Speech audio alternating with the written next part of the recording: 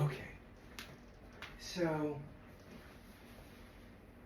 thank you for your openness, emotionally and intellectually, and as far as relationships go. And so, what's a really big issue that you feel could be helpful for teens and people that you know, or maybe yourself?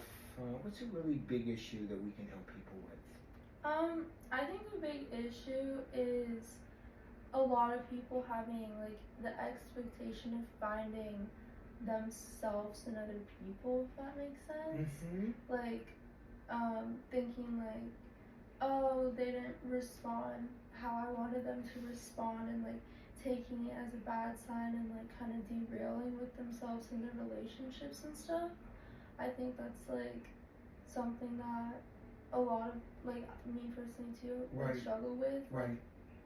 It is expecting people to respond a certain way and then they don't. It's like if like I said something to my friend and like they respond in a way that I wouldn't respond Yeah. in, like Yeah. just like not seeing things from like other people's point of views, I guess. Right. Like, their like experiences and stuff. Right. So maybe that person's coming from a more self-centered place. Yeah. Do you think, or a more selfish place? I think it's just like I think like I see it a lot in like a lot of my friend groups and a lot of my friends, like they'll end up like cutting people off and like just like kind of derailing with themselves because they're like they think like they've been excluded from a group, or they've been like the guy they like doesn't like them back. Like I don't know, they just tend to get in their own mind and derail because like they try and find themselves in other people, and it's just like that's just not how. Right. So and you're saying that they just kind of check out. Yeah. They just leave. Yeah. They don't try to resolve it or communicate about it. Yeah, they just leave. So they have a certain stress level, Yeah. and then they just disappear. Mhm. They just go. Yeah. Yeah. Yeah. And I think that comes from a lot of different things. Like I don't know.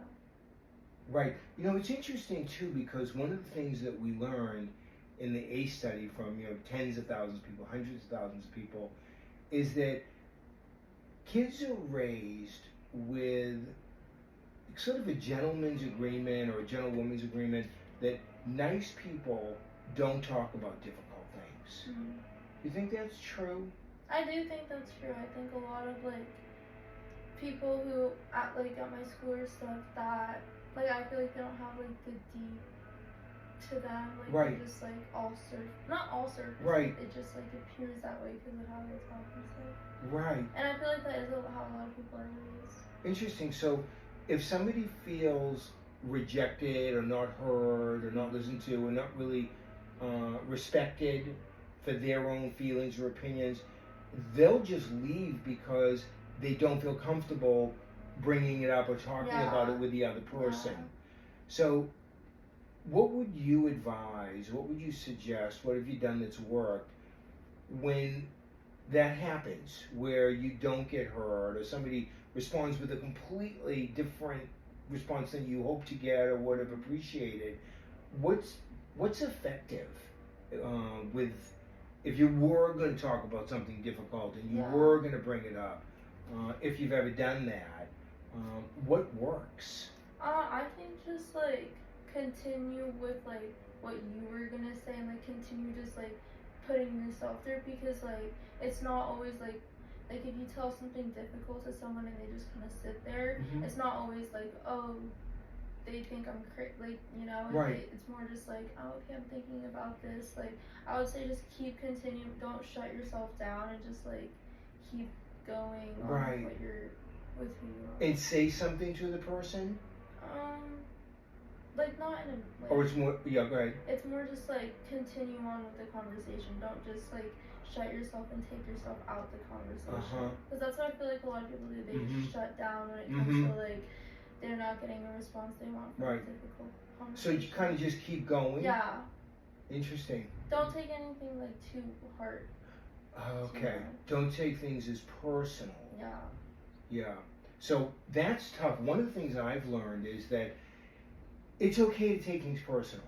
and it feels bad, and let yourself feel bad, Yeah. and then either journal or do something to get that out so that you can go from taking it personal because it hurts to being more open and having a better conversation, as opposed to just not taking things personal when they feel personal.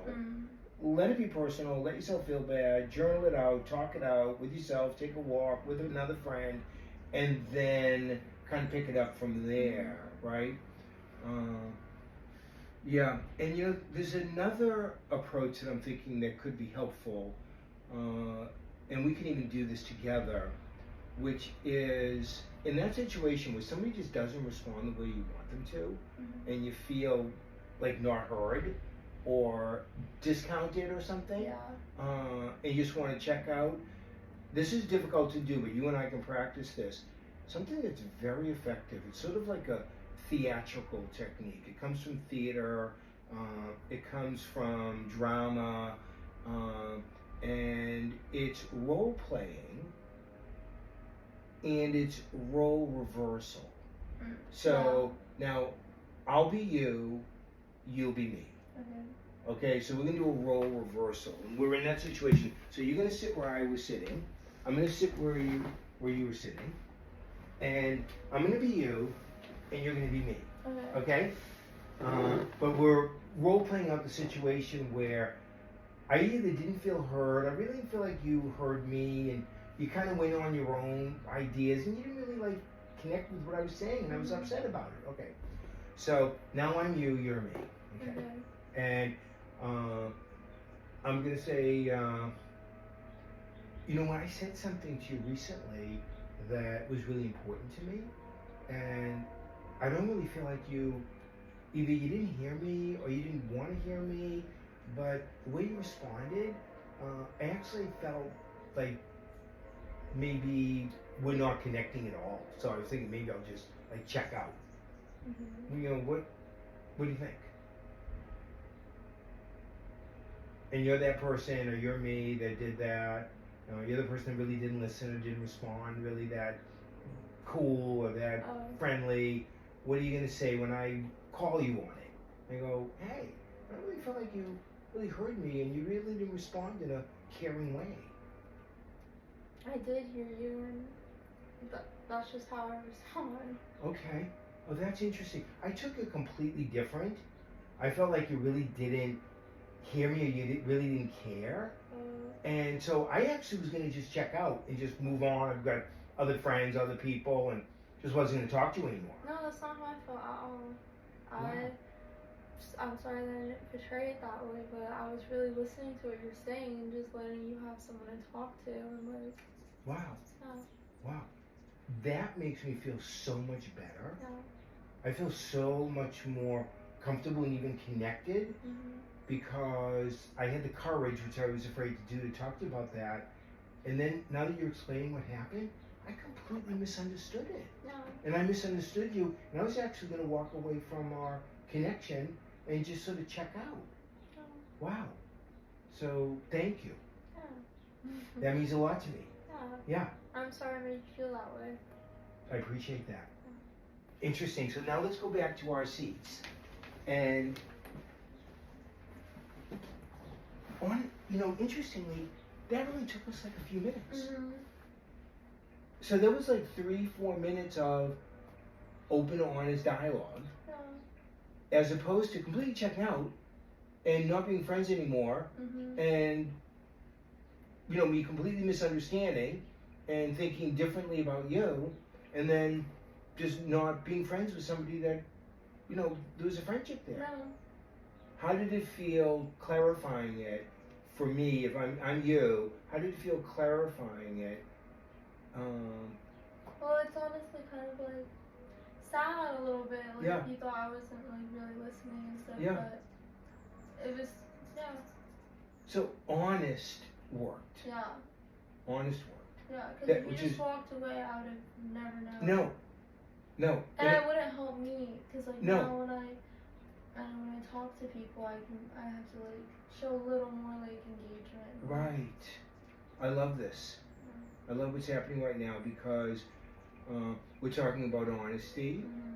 We're talking about communication. We're talking about caring. Being open. Mhm. And the way that it happened, which I love this approach because I love theater and I love drama. It sort of takes us out of our own stuff and we role reverse. So I'm you, you're me, or I'm that friend, you're you. And it was easier because we did it that way. Mhm. And we could be really open and honest. Yeah. It's kind of fun too. Yeah. Right? Yeah. Okay. Now, anything else before we finish with this that you would add to what we're talking about and friendships or honesty or communicating or misunderstandings? Yeah, misunderstandings and communication, like people just have different ways of like portraying that, and it's just like always communicate like how you would rather do it rather than just use a friendship. Right. So that way that people are raised, Yeah. nice people don't talk about difficult things. Mhm. We are creating opportunities for people to break that pattern. Yeah, and like people like with a bunch of siblings are gonna communicate different than like an only child and people in like ethnic like it's just always gonna be different, so you just have to like remember that. Right. Yeah. Right. And be honest and take a risk. Yeah. Even though it's awkward. I mean, it was only awkward for about 20 seconds, and then there was a flow. Mhm. Yeah. Nice.